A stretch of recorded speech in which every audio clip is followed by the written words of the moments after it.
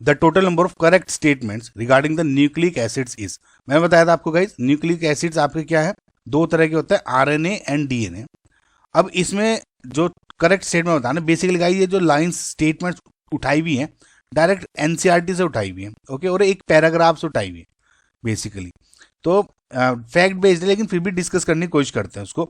देखिए, RNA is regarded as the reserve of genetic information. Now ये incorrect है, basically RNA is not regarded as reserve, बल्कि जो DNA होता है ना, अगर यहाँ डीएनए होता वो तब करेक्ट होता, इस ये इनकरेक्ट हो गया। दूसरा है DNA molecule self duplicates during cell division.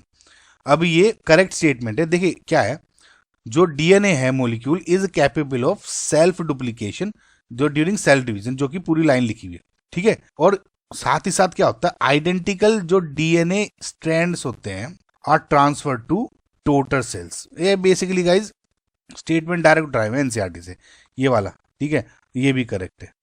DNA synthesises proteins in the cells, ये क्या है, इनकरेक्ट स्टेटमेंट है। अब देखिए ये जो सी और डी स्टेटमेंट है ये आप एक साथ समझने की कोशिश करें।